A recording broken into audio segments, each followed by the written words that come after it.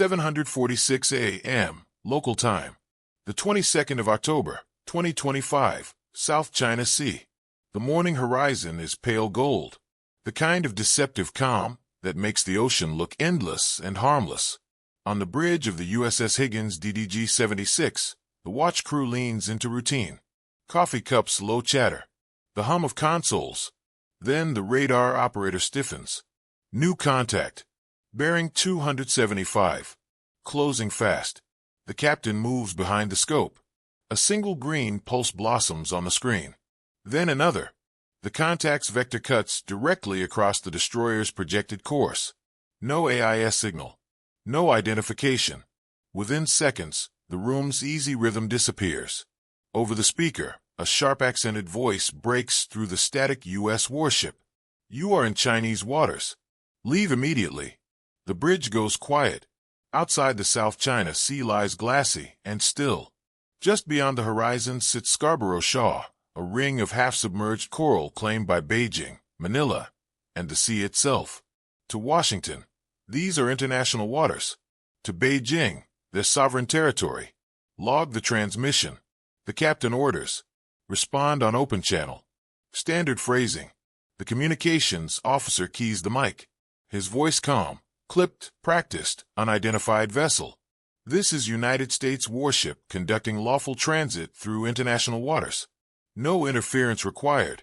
No reply. Moments later, two new radar signatures appear. Larger, faster, moving in tight formation.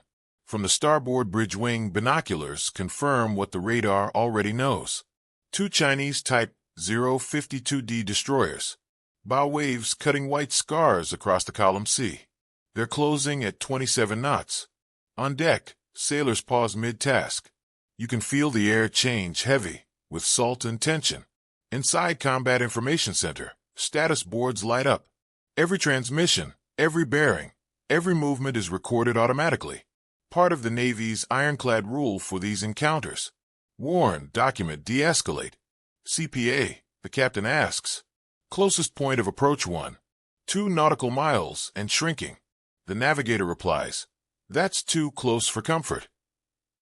The Higgins maintains course and speed freedom of navigation protocol, neither confrontational nor submissive. Her Spy 1D radar keeps sweeping, painting a digital halo around every target within 200 miles. The crew knows their ship's reputation.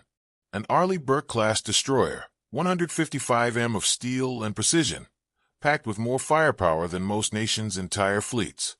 But this morning isn't about firepower. It's about restraint.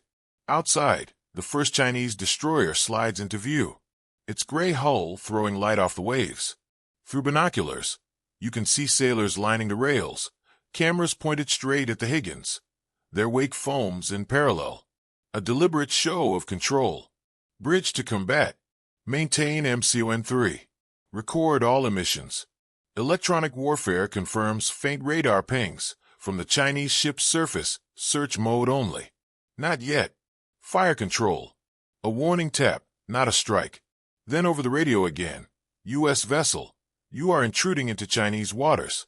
Alter course immediately, or you will bear responsibility for all consequences. Still, the Higgins holds steady. The captain leans over the chart table. We're 25 miles off the shore. Still well outside any recognized territorial limit. Keep course. No deviations. The tension is visible now. Sailors' eyes flicking between radar scopes and the sea beyond the glass. Even the sound of the ventilation fans seems louder. Every motion feels magnified. The turn of a wheel, the tap of a pen, the quiet hiss of the intercom. CIC set recording time. Mark 0753.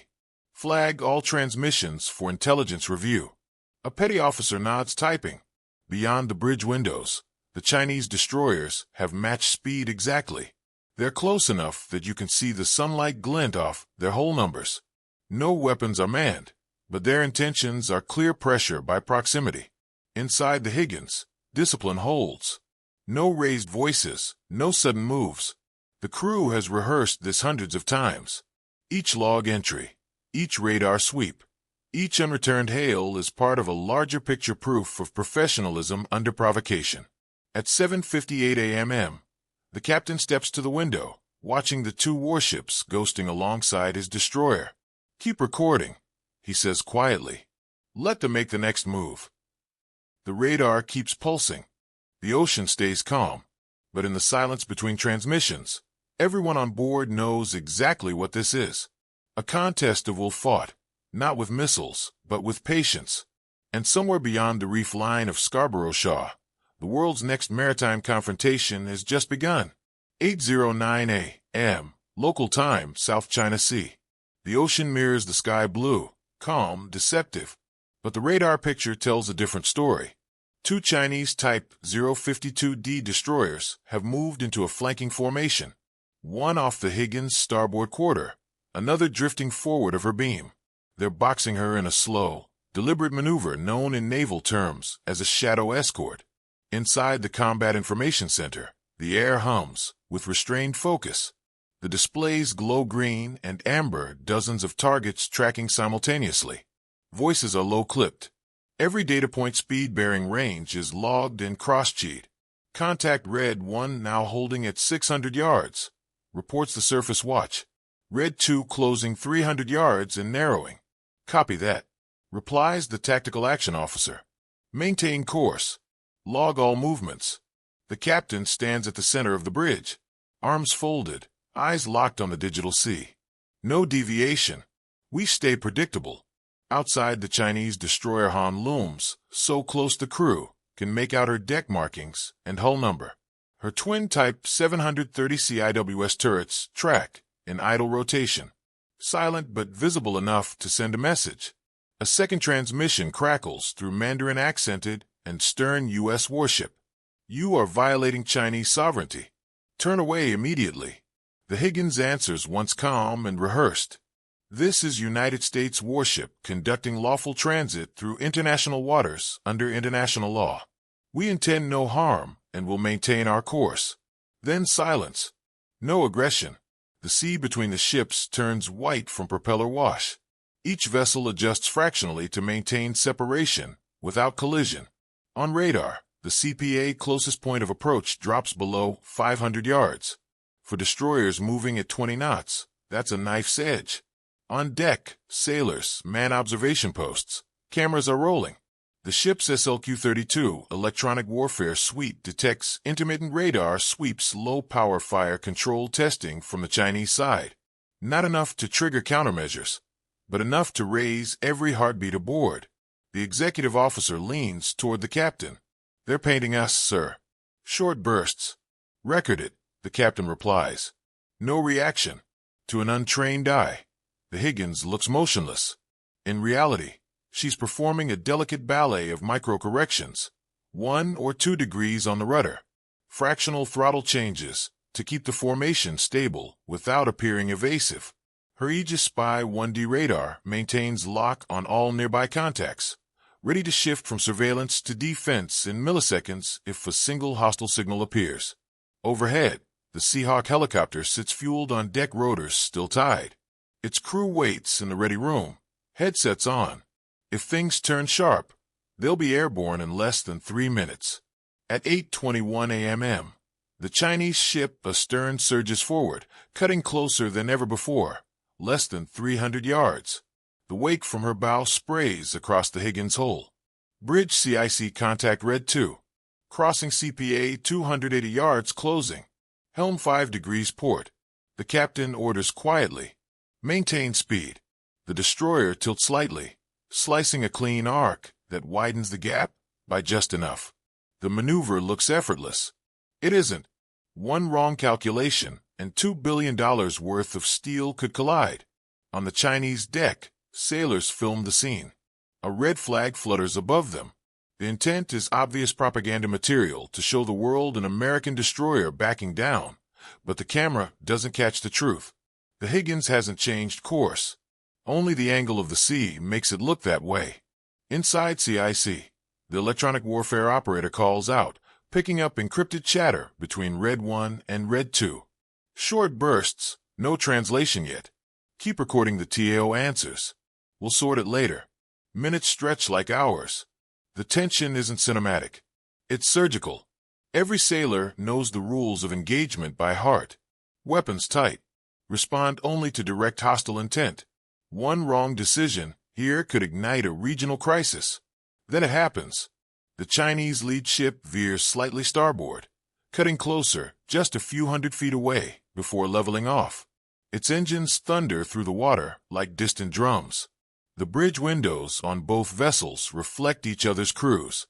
For a few breathless seconds, two nations stare eye to eye through glass and salt spray. CIC, mark that time. 8:29, the captain says softly. That's as close as they'll get. And he's right. The Chinese ships begin to ease off their throttles, dropping wake widening behind them. But the message has been sent and received. Neither side spoke beyond the scripted lines. No collisions, no shots, just precision restraint and the quiet understanding that next time the line might be thinner. 9:42 a.m. local time. The sea is calm again, the tension less so. On the USS Higgins, the radar scope finally clears two fading echoes, sliding west toward the horizon. The Chinese destroyers have peeled away, throttling down to cruise speed. For the crew, it's the moment they can breathe again. But no one relaxes completely in this ocean. Even a retreat is tactical. Contacts now opening range. Closest point recorded at 270 yards. Reports the Combat Information Center. Copy. Secure from general quarters, the captain replies. His voice is steady but dry. From the bridge, Scarborough Shoal lies invisible below of the morning haze. Just coral and rock beneath shallow turquoise water. Yet on the geopolitical map, it might as well be gold. Every inch of it is claimed, debated, and defended. For Beijing, it's hanging Dao Chinese territory since ancient times. For Manila, it's part of the Philippine Exclusive Economic Zone as confirmed by the 2016 HG Tribunal ruling. For Washington, it's an international waypoint that must stay open. 3 flags, 1 reef, and 1,000 ways to start a crisis. By mid-morning, the Higgins resumes her freedom of navigation track, maintaining a steady 15 knots north by east.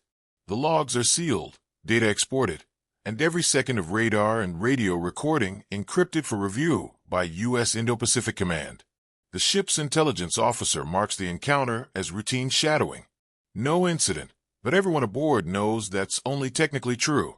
Hours later, Beijing Southern Theater Command issues its statement through state television. Chinese naval units monitored, warned, and expelled a United States destroyer that illegally entered territorial waters near Hanggang-dao. The phrasing "drove away" isn't random.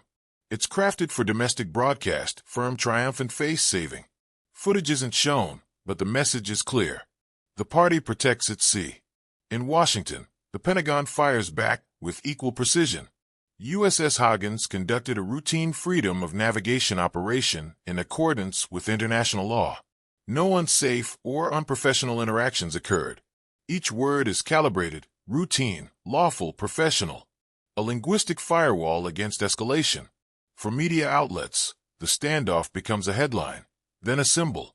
For the sailors on board, it becomes another entry in the ship's log. But behind the diplomatic language, the implications run deep.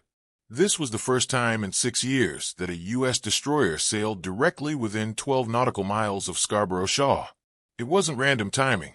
Just 3 months earlier, the Philippines expanded its Enhanced Defense Cooperation Agreement, granting U.S. forces access to 4 new bases across Luzon.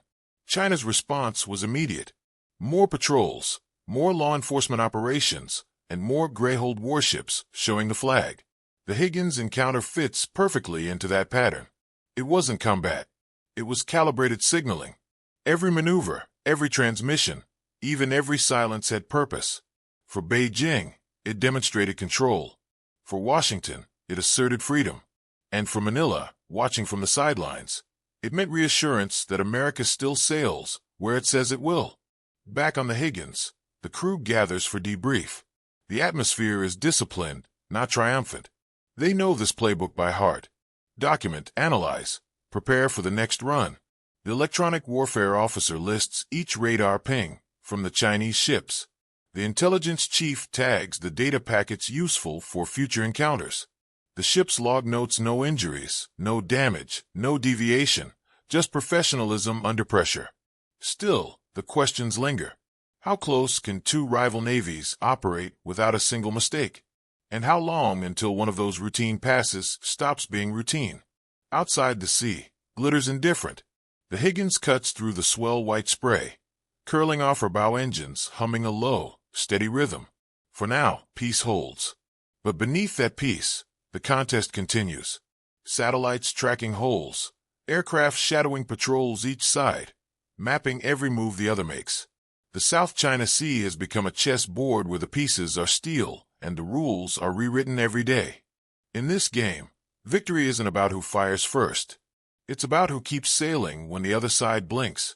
The camera fades out on the destroyer's wake, narrow, perfect, and straight as a drawn line across blue water. Do these encounters make conflict inevitable? Or are they the price of keeping the world's most contested waters open? Drop your take in the comments. Like, subscribe, and join the fleet to support more real naval stories from the edge of modern deterrence. Fair winds and following seas. See you in the next one.